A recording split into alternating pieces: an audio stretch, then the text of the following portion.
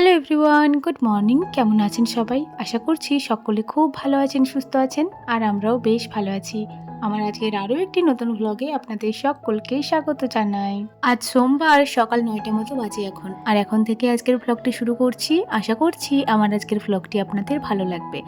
ঘুম থেকে উঠেছি ওই 7:30টার সময়, আর তারপরে ঘরের যে টুকিটাকি কাজকর্ম ছিল ওগুলো কমপ্লিট করে আজকে স্নান করে নিয়েছি। ঠিকই শুনেছেন, আজকে 9টার সময়ই আমি স্নান করে নিয়েছি। আসলে আজকে না সকাল থেকেই মেঘলা মেঘলা ওয়েদার, তো মা বলল তুই যখন বাথরুম গেছিস তাহলে স্নান করে নে, তাহলে তুই স্নান করবি, নয়তো সারাদিনে আবার কাঁইকুই করবি মেঘলা মেঘলা ওয়েদার দেখে। তো সে কারণে আমিও ভাবলাম ঠিকই বলেছে। তো এই যে স্নানটা করে নিয়েছি, আর স্নানের আগে আর কি ডিম সেদ্ধটা বসিয়ে দিয়ে গেছিলাম। যেহেতু শীতের স্নান জানেনই তো কতক্ষণ লাগবে, তো সে কারণে এই যে ডিম সেদ্ধটাও হয়ে গেছে। স্নানের পরে এই যে ডিম সেদ্ধটা ছাড়িয়ে নিলাম, এরপর মায়ের সাথে গল্প করতে করতে বসে বসে ডিম সেদ্ধটা খেয়ে নিচ্ছি। আমার মায়েরও ওইদিকে স্নান করা হয়ে গেছে, মা ঠাকুরকে জল দিচ্ছে। গ্রীষ্মের দিনে যে রোদ্দুরটাকে চোখের বিষ লাগে, শীতের দিনে আবার সেই রোদ্দুরটা না উঠলেই যেন মন খারাপ হয়ে যায়। এই যে সকাল থেকে রোদ্দুর ওঠেনি, চারিদিকটা কেমন যেন ধোঁয়াশা ধোঁয়াশা লাগছে, মনে হচ্ছে সকাল না বিকাল সেটাই বোঝা যাচ্ছে না। সত্যি বলতে এরকম হলে মনটা যেন আপনা আপনি খারাপ হয়ে যায়।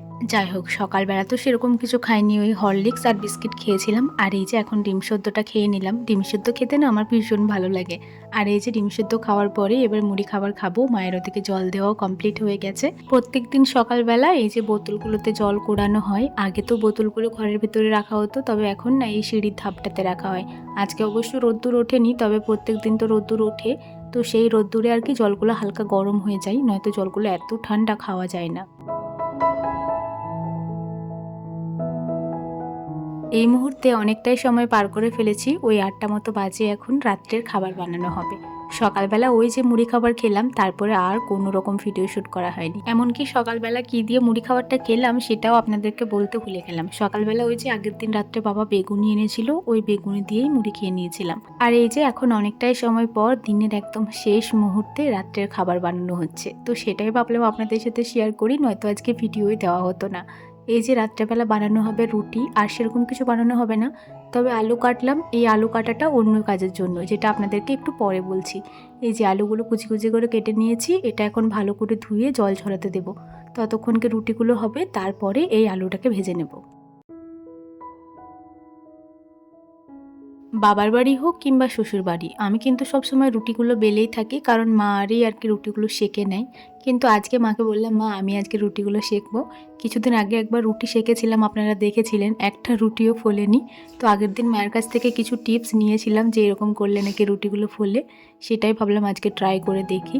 তো এই যে প্রথমেই তাওয়াগুলো একটু ভালো করে মুছে ঝেড়ে নিলাম। আগের দিন রুটি করা হয়েছিল তো ওই রেখে দিয়েছিল, সেগুলো একটু কাপড় দিয়ে ঝেড়ে নিয়েছি। আর এরপরে এক এক করে রুটিগুলো দিয়ে দিচ্ছি। মা বলেছিল রুটিগুলো বেশি ভাজলে চলবে না, মানে এই তাওয়াতে বেশি সেঁকা চলবে না, হালকা মতো ফুলে উঠবে তখনই আর কি উল্টিয়ে দিতে হবে। বেশি সেঁকে নিলেই ওইগুলো আর আগুনে ফুলবে না। তো সেরকমটাই আজকে করছি, তবে কিছু কিছু আবার বেশি সেঁকা হয়ে যাচ্ছিলো, ওগুলো আবার পুড়ে পুড়ে যাচ্ছিলো, জানেন তো। একদিনে কি আর সবটা শেখা হয় বলুন।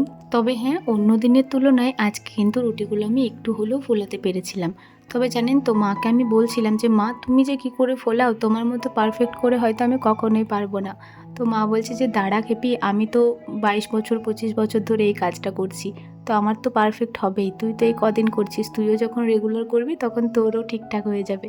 তো এই যে দেখুন রুটিগুলো হালকা হালকা করে সেঁকে নিয়েছি। এই যে একটা দুটো আবার অনেক সেঁকে দিয়েছি, সেগুলো না ফুল ছিল কিন্তু ওগুলো একটু শক্ত শক্ত হয়ে যাচ্ছিলো। তো এই যে দেখুন এটা যেমন কেমন শক্ত শক্ত হয়েছে, মানে ফুলেছিল কিন্তু। আর এই যে যেগুলো হালকা সেঁকেছিলাম সেগুলো কিন্তু ভীষণ সুন্দর ফুলেছিল। আর এই ফুলকো ফুলকো রুটি দেখতে না আমার ভীষণ পরিমাণে ভালো লাগে। একটা কথা কি জানেন তো, আমরা যদি ভাবি যে একদিনেই সমস্ত কাজটা পারফেক্টভাবে করে নেব বা একদিনেই সমস্ত কাজটা পারফেক্টভাবে শিখে নেব, সেটা কি হয় বলুন? ওই কাজটার প্রতি একটু গুরুত্ব দিতে হবে বা অনেক দিন ধরে সেই কাজটা করতে হবে, তাহলেই হয়তো পারফেক্ট হবে। একদিনে কোনো কাজটাই পারফেক্ট হয় না। যাই হোক, রুটি করা ওদিকে কমপ্লিট হয়ে গেছে। আর আজকে সমস্ত রুটিগুলো কিন্তু আমি সেঁকেছিলাম, তবে হ্যাঁ বেশ শক্ত শক্ত হয়ে গেছিলো। আসলে পাতলা পাতলা রুটি তো আবার এত ফুলিয়েছি সেঁকে সেঁকে যে অনেকটা শক্ত শক্ত হয়ে গেছিলো। তো এই যে দেখুন কড়াইতে তেল বসিয়ে দিয়েছি, আর তেল দেওয়ার পরে একটা লঙ্কা দিয়ে দিলাম। যখন একদম মানে কড়াইটা একদম আগুন ধরে যাওয়ার মতো ধোয়া উঠছিল, সেই সময় দিয়ে দিলাম আলুগুলো। আলুগুলো তো কিন্তু লবণ মাখানো ছিল। এই আলুগুলো এখন ভেজে নেব। তো এই যে আলুগুলো হাফ যখন ভাজা হয়েছে, এই সময় দিয়ে দেবো হলুদ গুঁড়োটা, 1 চামচ মতো দিয়েছি। এটা দিয়ে এখন নাড়াচাড়া করে একদম সুন্দর করে ভেজে নামিয়ে নেব। এই আলু ভাজাটা রাত্রের জন্য করা হচ্ছে না, কিন্তু কাল সকালবেলা ভাই টিউশন যাবে, তো এত সকালে মা উঠতে পারে না। তো সে কারণেই মায়ের কদিন রাত্রেবেলাতেই আর কি একটু বেশি করে খাবারটা করে রাখছে, যাতে ওই খাবারটাই ভাই নিয়ে যেতে পারে। এটা রাত্রেবেলা আজকে খাওয়া হবে না, এটা সকালবেলা ভাই সম্পূর্ণটাই নিয়ে যাবে। আজকে রাত্রের খাবারের জন্য অন্য একটা ব্যবস্থা আছে, যেটা আপনাদেরকে একটু পরে দেখাচ্ছি।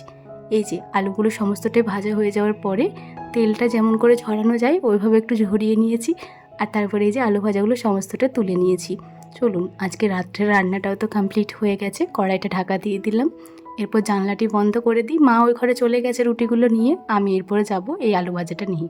আর এই মুহূর্তে আমি আপনাদের কাছেও ক্ষমা চেয়ে নিচ্ছি, কারণ আজকের ভিডিওটা অনেকটাই ছোট হয়ে গেছে, আর তার উপরে যেটুকুই শেয়ার করেছি ওটা খুব বেশি কাজকর্মও শেয়ার করতে পারিনি, ওই টুকটাক কাজকর্ম শেয়ার করতে পারলাম। তো প্লিজ আপনারা আজকের ভিডিওটা একটু অ্যাডজাস্ট করে দেখে নেবেন, কারণ সব দিন না বড় ভিডিও শ্যুট করতেও ইচ্ছা করে না, সে কারণে এই ভিডিওগুলো ছোট ছোট হয়ে যায়।